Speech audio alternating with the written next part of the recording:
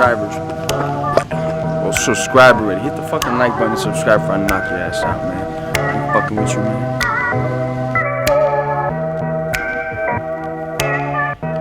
We are back, guys, after a week off with the UFC Fight Night, back at the Apex. UFC Vegas 74, Kara France versus Albazi. Albazi gets a big step up here. We'll discuss that fight and the full main card, like usual, breaking down the full main card, providing free picks, leans, what to avoid, and talk some pricing as well. Client card available Friday after the weigh-ins. The website is systemsportscapping.com. Become a client today and start profiting long-term in every sport that I handicap. I handicap anywhere 5 to 7 sports depending on the time of the year. Currently handicapping UFC, PGA, NBA, NHL finals, MLB, low volume, very low volume in the MLB, and boxing in big fights. System capping on all social media platforms, guys. Give me a follow over there. Free plays on TikTok and Instagram once a week. Obviously my free play videos here on YouTube. Give me a follow over there on the Instagram, Twitter, and TikTok. Everything sports betting. Like, comment, and subscribe. It does help me out a ton. Weekly update. Let's do a weekly update on all sports, like I always do.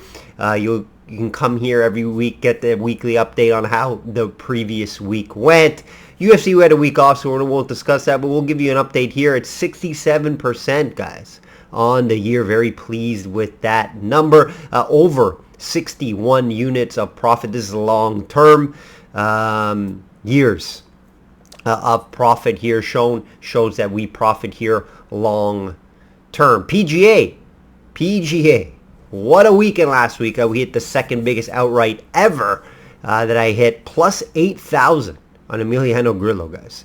You won't see too many people have that ticket unless they're a client of mine. We also hit a T40 on Grillo, plus 110. That was a free play that you could have got on my Twitter. You can see the breakdown over there on why I liked him at this course. Right? Great course for him. One of the best courses on tour, and you're giving me plus 8,000 on Grillo. It's just, you got to play the numbers. You got to look at the courses and his record here in the past. He has 2 top 10 finishes and playing good coming into this event, right? He had 2 top 10s in his last 4 events. And you're giving me his best course on tour. Just do the math, guys. It's fairly simple. You had to have a play on Grillo at plus 8,000. Probably one of the only ones in the market that does this, holding that ticket. 7 outrights on the year, guys, so far. Over 81 units in profit. This year alone in the prop market, we are just over 15 units. So we're rolling here in the PGA.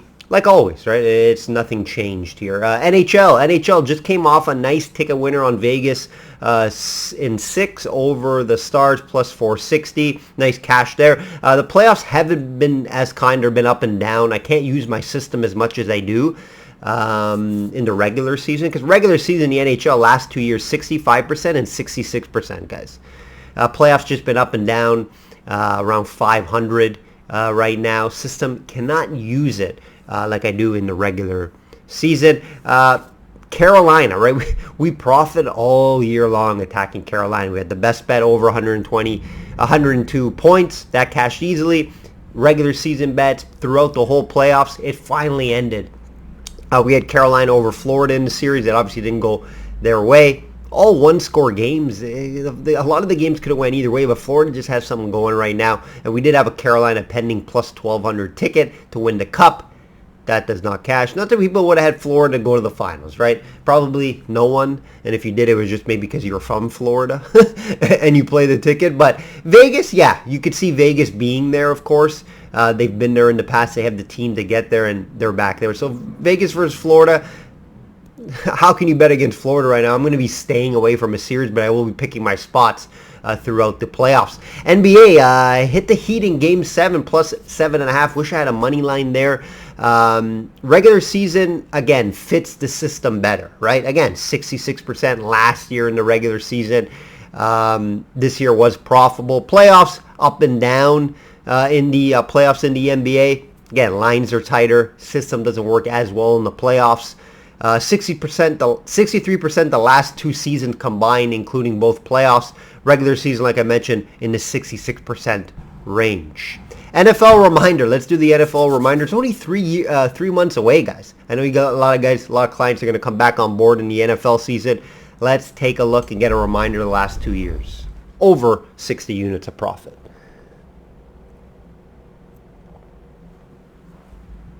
Let's hear from my friend Meredith before we get into this card. Guys, Meredith Gorman here, and are you still not subscribed to Matt's channel? Well, if you're not, hit the subscribe button because he's giving out free picks each and every week. Hope you have a good rest of your day. Shop around, have multiple books. It's the best advice I can give all the time to you guys. Main event, 5 rounds. It is Kaya France -110 versus Albazi -110. Pick 'em fight. Books don't really know what to do with it. It's a classic, Albazi making the big step up in competition, right? Is he a top guy? Is he a top level guy? And this will be a great test for him against Kaya France, right? Albazi's been running through the division, but very low tier competition.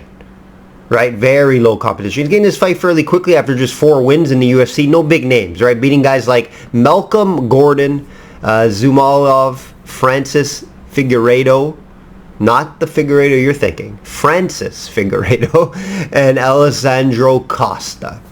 Very low level guys. So he's going from fighting guys way outside the top 15 to fighting a guy that's just coming off a title fight. Right, it would be difficult for me, even though I do think Albazi has a lot of potential. I do think he can fight guys like this. It's just a lot of question marks. Like, am I going to bet Albazi at this resume? And I'm getting a -110 on Kaya France. I have to look Kaya France's way here at -110.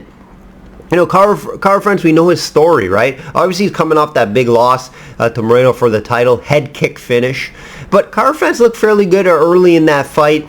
I do like some of his big wins that he has. Obviously, Bontarine was a nice win. The Cody Garbrandt he destroyed. Who else am I forgetting there? Someone else. He's a couple other good wins. But, overall, he has a 5-round experience. He obviously has the main event experience with Albazi. He doesn't. Albazi's never been in this spot, never fought in a 5-round fight. Kaya France has. He's been there. He's done that. I do think he's going to grow from that Moreno fight. I do think training, obviously, with Izzy and all those guys and the coaching staff there, I do think he should be able to bounce back in this spot. And we're getting a decent price here at -110. Now, Albazi, yes, he can catch. I think Albazi's only way is to finish the fight. He doesn't throw a ton of volume. I think Kaya France would win in the volume if it does go 5 rounds. I don't think it's going to go 5 rounds. I do think Kaya France will have a cardio advantage as well if it gets later into this fight. But Albazi, he's a lower volume guy. He does have volume, though. He does have a power in those hands to subtract that low volume that we see from Albazi. So I do think that Kaya France, due to the volume, due to the experience here, the advantage, fighting a lot better guys, a lot of resume, there's more I see from Kaya France for me to lay this small price on him. Albazi, sure, he could catch him. I think the way to finish Kaya France is you would have to catch him with a big shot, and he does have some power, so I wouldn't be shocked if he does. And also, if he does get down to the ground, I don't think Albazi is a great wrestler, but I do think he can grapple. So if he does get down to the ground somehow, he could possibly find a submission. So I'm not ruling out Albazi to win this fight. It's just I haven't seen it. I haven't seen enough from him against higher level guys like Kaya France to pull a trigger, right? So for me to back Kaya France here, and I could make a client card. Obviously, I do send out a client card after the weigh-ins. It would have to be a smaller unit, just because I do think Albazi does have the skill. I do think he has the tools to win this fight. I just haven't seen it against top level guys. So I'm unable to bet my money on Albazi due to that. And I do lean Kaya France because of all those things that I just mentioned there. So Kaya France will be the video play. Has it made my client card yet? It hasn't. If it does, it'll be a smaller unit and not a full unit on him, just because I do think Albazi has the tools to hurt Kaya France in this fight. But good spot, a good bounce back spot for Kaya France due to, like I mentioned, he looked good in the Moreno fight early. He looked okay in that fight early. He just got caught with the head kick. It happens, and he could get caught against Albazi due to that power that he does have and shown with a sneaky submission game as well. So video play is Kara France. If it does make my client card, it's going to be a smaller unit play. Should be a good fight. I'm excited to see if Alabazi can step up to this top level competition. And if he does win this fight, he's not far away from a title shot, guys. One more fight, title shot. So big step for him, big moment for him, and big fight, biggest fight of his career. Bruce Leroy is back. Sierras, yes, he is minus 180 versus Pineda, plus 150. You know, two guys with a lot of losses on their record, but both guys show at times, you know, they can be fun fighters and they're fun to watch. They do get some favorable fights at times and some fights where they can show their skills. And, you know, Bruce Leroy, he has a nice few wins. He's very much improved, guys.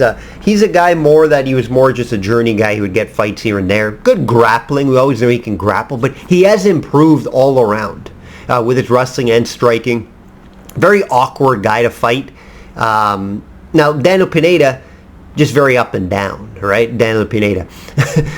He wins a fight, he'll lose a fight, a decision. He was getting pieced up by Feely, and then the eye poke, no contest. He's coming off a nice win, though, and it was a submission win. He does have some very good grappling, and you know, it'd be interesting to see if he can go to the wrestling. The problem why he doesn't go to the wrestling a lot, which I do think he can take down Bruce Leroy here, the issue is this cardio. So he's not going to be able to chain wrestle throughout a fight. He's not that type of guy. He likes to stand and bang and throw some leather, and he could catch Bruce Leroy, and there is some value there, plus 150. But you know, I like what I'm seeing with improvements from Bruce Leroy here. The only loss he had against a tough Yusuf in his last, 4 or 5 fights, does have a few nice wins in there too. He's not just beating up, you know, bums. Rosa, decent competitor. Also, Choi was a good fight as well. He was able to catch Choi in kind of a firefight there. And, you know, Bruce Leroy has shown he can take a shot as of late.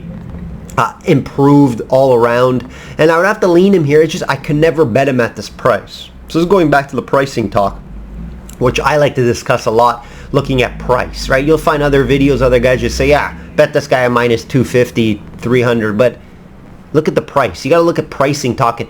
I don't see how Bruce Leroy is worth a minus 180 price tag here. So I just couldn't bet it.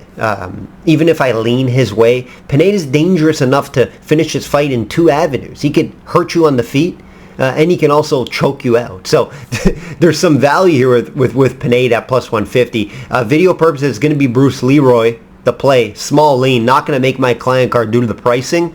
And it's tough to call an outcome here. I would lean for the fight to finish, not go all 3 rounds, but very tough to decide on an outcome if I want to cut that price in half or get plus money. Hard to see where this fight finishes. So that's what I like doing. I like finding outcomes, plus money outcomes. That's what I'm known for. Here it's very tough. It would be more of a guess, and I don't like giving out guesses.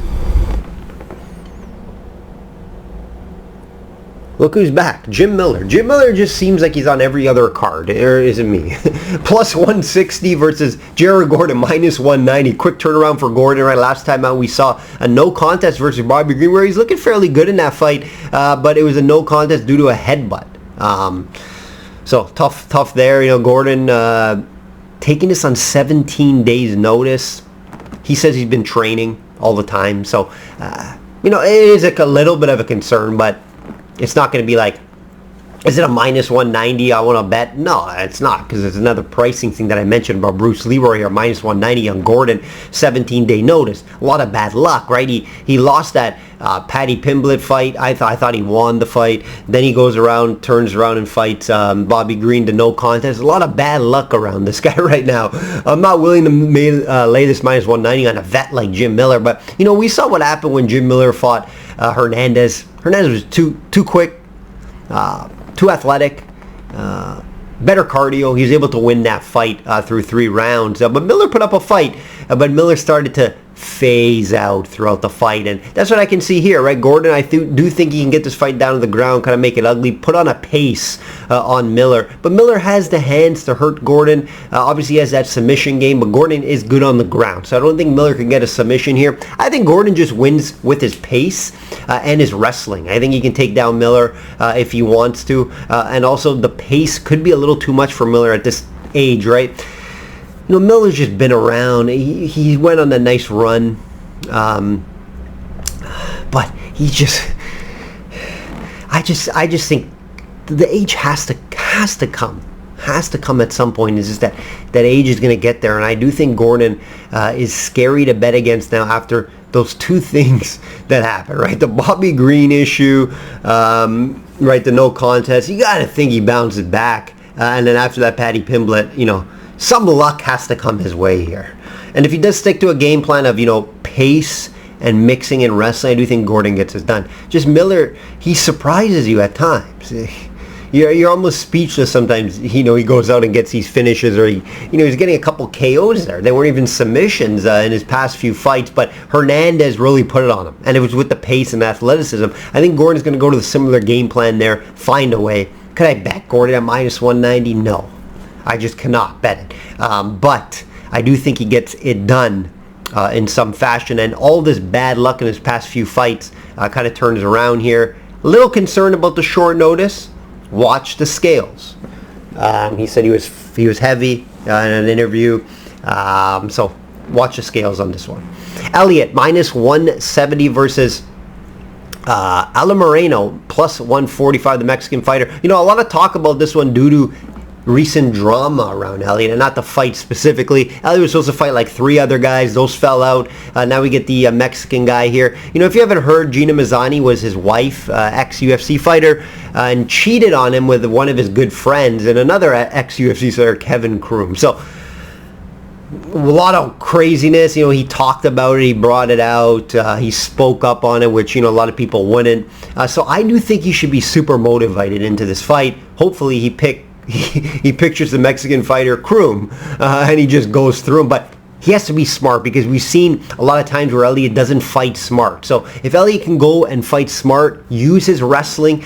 We do see the Mexican fighter struggle at times in the wrestling department. You're able to take this guy down. If Elliott uses a game plan of taking the guy down, use his ground and pound, even maybe submission game, I do think Elliott wins this fight. If he decides to stand and bang and try to prove a point and look for a knockout, that's where there could be some concern. So, you know, the play is going to be Elliott. I think that minus 170 price is not terrible due to his situation. Again, a little older, keep that in mind. I do like the coaching change. He has expressed that he's enjoyed the new coaching and how it's more disciplined for him. So, yeah, the play is going to be Elliott. You just got to hope that he sticks to the game plan, which should be to wrestle and make this an ugly style fight instead of just trying to stand and bang with the guy, which we know he will have the better striking over Elliott. So Elliott's going to be the play. Hasn't made my client card. If it does, I probably would fit it into a famous 2-fight parlay with Elliott on there. Tough to call, you know, finish or decision, right? We know Elliott can go the 3 rounds. You've seen it before, but will he be extra motivated to get the finish? Will he fight smart is also a question. So there's a few things where there's concerns where I can't go all in on Elliott, but he could possibly make my client card here this weekend. What do we have? A last fight here, Silva minus 220 versus Souza plus 180. I think this got moved up. Malarkey was supposed to fight. Supposed to be a good fight, but it got canceled. Malarkey's fighting another opponent short notice, making his UFC debut. Silva minus 220 versus Silva plus 180. You know, this would be a pass for me due to the pricing, but you know, I do lean Silva here due to her UFC experience, looking good in that experience, even though it's a low-level fighters. Souza UFC debut. I watched some tape on her. She's fighting out of an Invicta. Obviously, we see some few good fighters come out of there, but I do think Silva has a fairly large grappling and wrestling advantage here, so that's why I think she does win this fight. You know, Silva, the thing I like about her, she did look good. Obviously, it's against Boratello, a very low-level girl, but I do like that she did go to that game plan, and I do think she has very high level jiu-jitsu. So if she does stick to that, I do think she wins this fight fairly easily. I've seen Souza get taken down in the past and does struggle at times from what I've read about her and seen on video. So will Silva make my card at minus 220 low level women's MMA fight? No. I always suggest not to bet these type of fights, especially when you're getting a high priced girl like this with lower level girls. I don't mind betting on women's MMA if I know, higher tier girls, bigger fights, right? Like Almeida and Julia next Almeida next week. Sorry, not Almeida. Why am I forgetting the main event next week in Vancouver? Aldana fight. Higher level fights like that, I like betting on women's. I mean, you can find some value there. Lower level girls, not so much, right? Both new to the UFC. One has one fight, one doesn't. You kind of want to stay away from those, especially at a Silva minus 220 when you like her. I think she wins this fight. But I can't bet at minus 220 due to the pricing. That will do it, guys. That will do it for this week's video. We have a pay-per-view next week, so excited for that. Not the best card. It's a UFC Fight Night card. What do you expect? I do have a few plays that I like on the main card that I gave out to you guys, but I will have for clients, and I do have a fight or two on the prelims that I will be betting for clients. Go get that client card at the website. Like I always say, guys, bet smart and know your limits. Take care.